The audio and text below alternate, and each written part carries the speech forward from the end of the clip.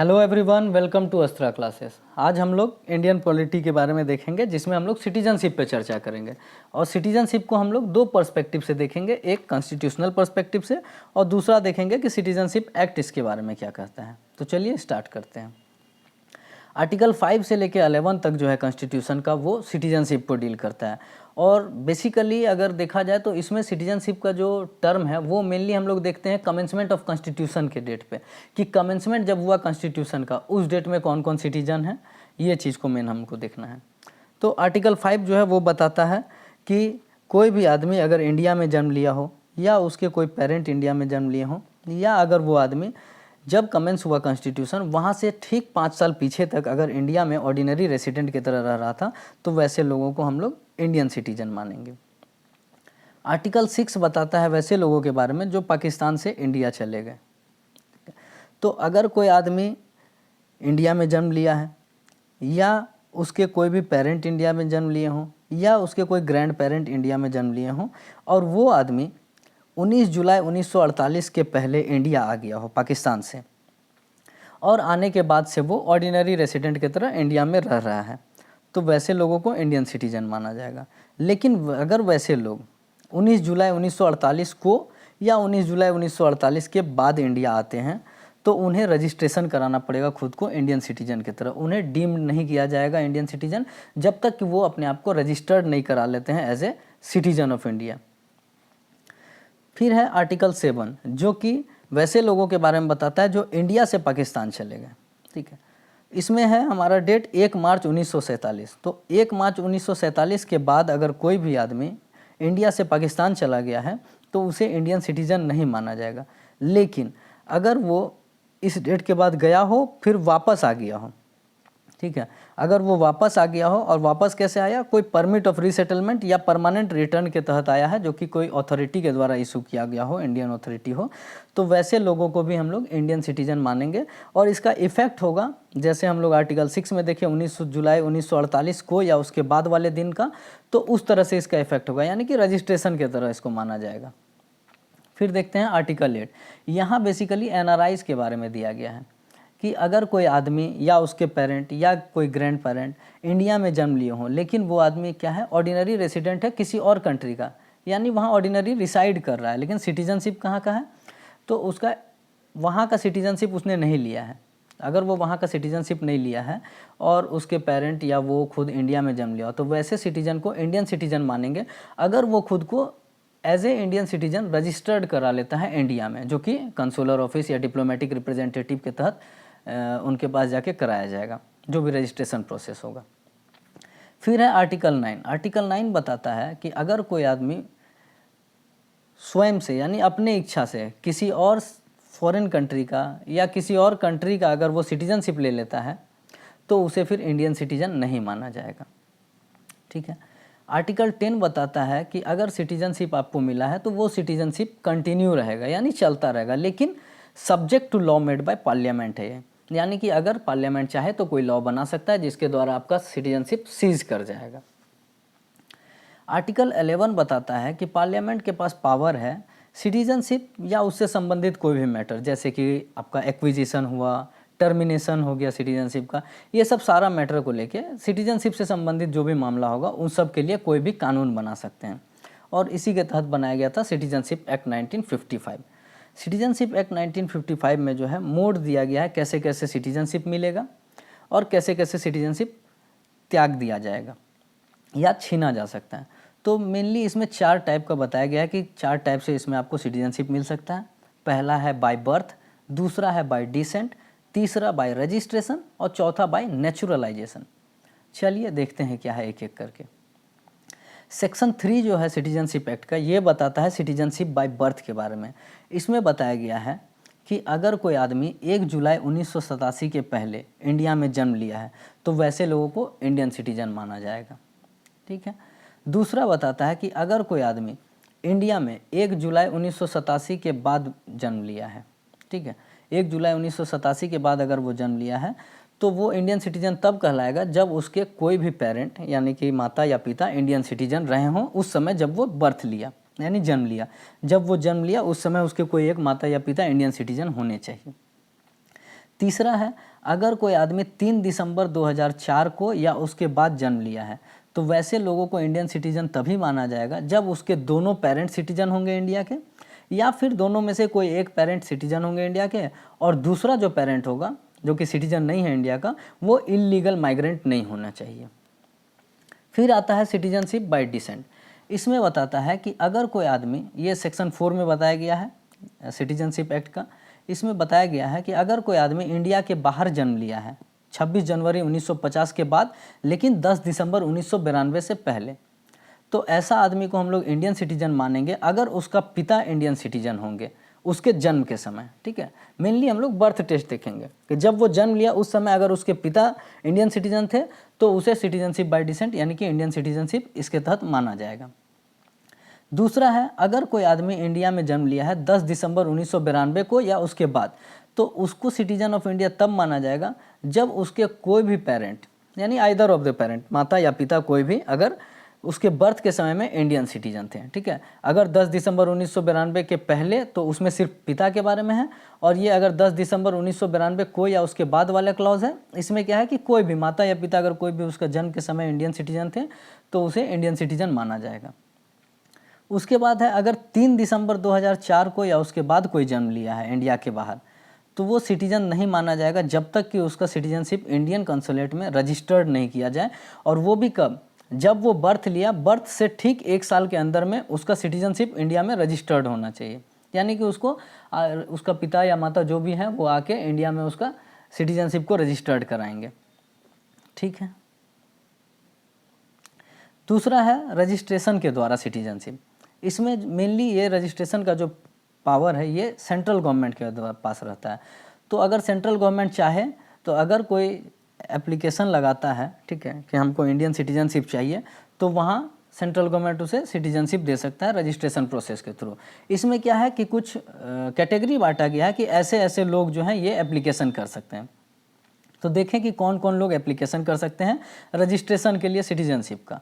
सबसे पहले बताया गया है कोई ऐसा आदमी जो कि इंडियन ओरिजिन का है और वो ऑर्डिनरी इंडिया में रह रहा है।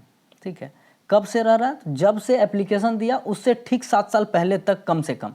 तो एप्लीकेशन देने से 7 साल पहले तक अगर वो इंडिया में ऑर्डिनरी रेसिडेंट की तरह रह रहा है और वो इंडियन ओरिजिन का भी है, तो वैसे लोगों को रजिस्ट्रेशन कराया जा सकता है, या फिर कहिए कि वो एलिजिबल है रजिस्ट्रेशन एप्लीकेशन के लिए।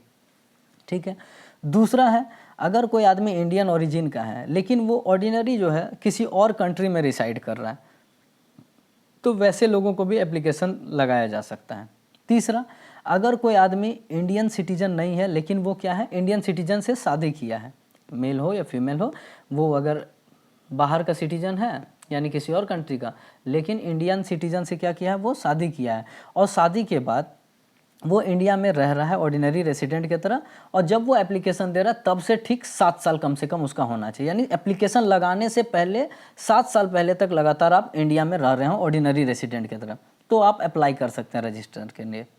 ठीक है, फिर आता है, अगर कोई माइनर चिल्ड्रन है जिसके माता पिता, ठीक है, इंडियन सिटीजन है, तो उसका अप्लाई किया जा सकता है रजिस्ट्रेशन। फिर वैसे लोगों के बारे में है जो कि फुल एज का है, फुल एज यानी कि जो मेजर है 18 साल के ऊपर, तो ऐसे लोग जिनके पेरेंट जो है इंडियन सिटीजन की तरह रजिस्टर्ड हैं, ठीक है, और ऑर्डिनरी रेसिडेंट हैं इंडिया में, whose parent are registered as citizen of India by ordinary residence in India for 7 year, तो उनके पेरेंट ने क्या किया है, रजिस्ट्रेशन करा लिया इंडियन सिटीजन की तरह, और जो कि ऑर्डिनरी रिसाइड कर रहे थे इंडिया में 7 साल तक, तो वैसे लोग भी जो हैं रजिस्ट्रेशन के लिए अप्लाई करेंगे। फिर आता है, ऐसे लोग जो फुल एज का है, कैपेसिटी का है, और उनके कोई एक पेरेंट सिटीजन थे इंडिया के, ठीक है, ऐसे लोग जिनके कोई एक पेरेंट सिटीजन थे इंडिया के और वो खुद अब रिसाइड कर रहा है इंडिया में, ठीक है, जब वो एप्लीकेशन लगाया तब से, उसके पहले से, सॉरी, तो जब वो एप्लीकेशन लगाया उससे पहले से इंडिया में रिसाइड कर रहा है, उसके कोई माता पिता जो हैं इंडियन सिटीजन थे इंडिपेंडेंट इंडिया के समय से, तो वैसे लोग भी एप्लीकेशन दे सकते हैं।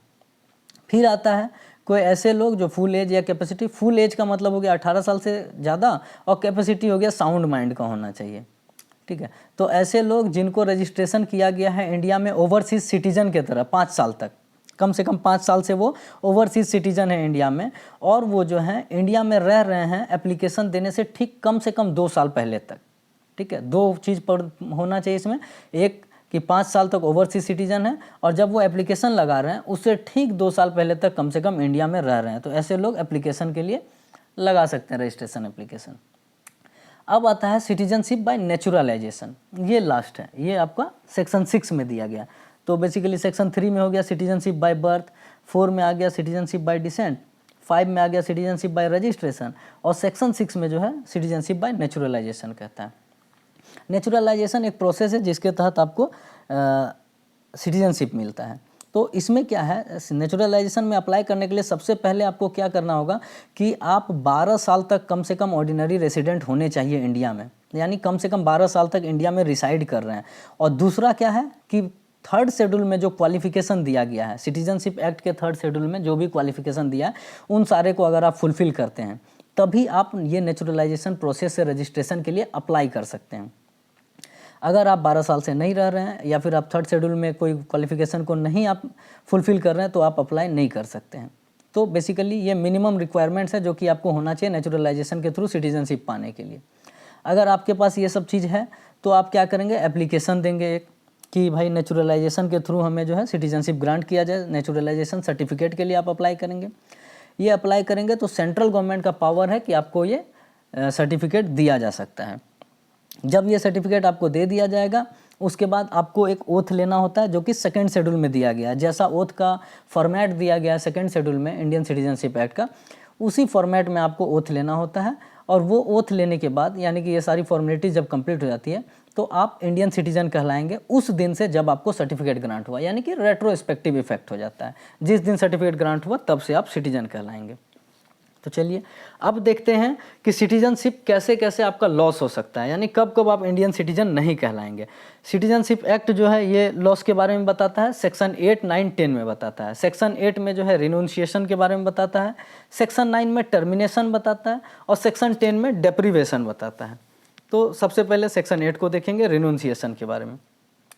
कोई भी अगर सिटीजन है इंडिया का, ठीक है, और अगर वो डिक्लेरेशन करता है यानी डिक्लेयर करता है कि हाँ उसको इंडियन सिटीजनशिप नहीं चाहिए या रिनाउंस करता है इंडियन सिटीजनशिप, तो वैसे डिक्लेरेशन को अगर वो रजिस्टर्ड करा देता है कि इंडियन सिटीजनशिप उसे छोड़ना है, रिनाउंस करना है, रिनाउंस कर देना है, तो उसके बाद से वो सिटीजनशिप यानी कि इंडियन सिटीजन नहीं रहता है। फिर उसके बाद क्या है कि अगर कोई भी ऐसा आदमी इंडियन सिटीजनशिप को रिनाउंस करता है तो उसका जो भी माइनर बच्चा होगा, माइनर चाइल्ड होगा, वो भी लॉस कर जाएगा इंडियन सिटीजनशिप। लेकिन वैसा चाइल्ड जब मेजर हो जाएगा तो वो अपना इंडियन सिटीजनशिप को रिटेन कर सकता है। ठीक है, दूसरा प्रोसेस है बाय टर्मिनेशन जो कि सेक्शन 9 में दिया गया है। यहाँ क्या है कि अगर कोई इंडियन सिटीजन जो है जानबूझ के हर चीज़ जान रहा था, बिना कोई एंटी इन्फ्लुएंस का, बिना किसी तरह से, अगर वो किसी दूसरा कंट्री का सिटीजनशिप ले लेता है, ठीक है, तो वो क्या करेगा, उसका सिटीजनशिप टर्मिनेट कर जाएगा ऑटोमेटिकली। यानी आप किसी और देश का भी सिटीजनशिप ले लीजिए और इंडिया का भी सिटीजनशिप ले लीजिए, ऐसा यहाँ अप्लाई नहीं होता है। आपने एक ही सिटीजनशिप रखना है जो कि या तो इंडियन सिटीजनशिप है, या अगर किसी और जगह का ले लिए तो यहाँ का आपको ऑटोमेटिकली टर्मिनेट कर जाएगा। तीसरा है बाय डेप्रीवेशन। ये क्या है, कंपलसरी टर्मिनेशन है। यहाँ कुछ कुछ कंडीशन दिया गया कि अगर ये कंडीशन फुलफिल हो जाता है या इस कंडीशन में आप आ जाते हैं तो आपका सिटीजनशिप ऑटोमेटिकली चला जाना है। तो देखिए कि क्या क्या कंडीशन है, सेक्शन 10 में बताया गया है डेप्रीवेशन के बारे में। यहाँ क्या है, अगर सिटीजनशिप आपने ऑब्टेन किया गया फ्रॉड के द्वारा, ठीक है, अगर आपने कुछ फ्रॉड करके सिटीजनशिप को ऑब्टेन किया है तो आपका सिटीजनशिप चला जाएगा। अगर आपने कॉन्स्टिट्यूशन ऑफ इंडिया के प्रति डिसलॉयलिटी दिखाया है तो आपका सिटीजनशिप चला जाना है। या अगर कोई सिटीजन है जो कि अनलॉफुली ट्रेड किया है या कम्युनिकेट किया है एनिमी के साथ ड्यूरिंग ए वार, जब वार चल रहा था तब आपने क्या किया, एनिमी के साथ जो है कम्युनिकेट किया है, या फिर अनलॉफुली ट्रेड किया है जो कि इंडिया के द्वारा परमिट नहीं किया गया है, क्या कहते हैं उसको, एनिमी कंट्री के साथ आपने ट्रेड किया है, तो वैसे समय में आपका डिप्राइव हो जाएगा, यानी कि आपका सिटीजनशिप चला जाएगा।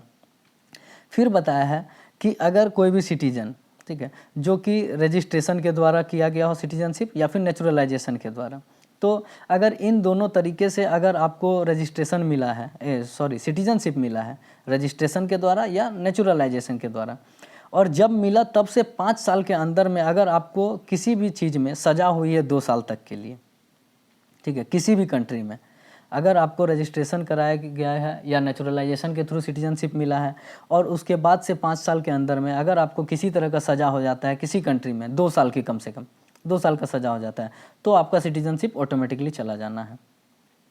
और लास्ट है कि अगर सिटीजन कोई भी जो है ऑर्डिनरी रिसाइड कर रहा है किसी और कंट्री में 7 साल तक लगातार, तो उसका सिटीजनशिप चला जाना है।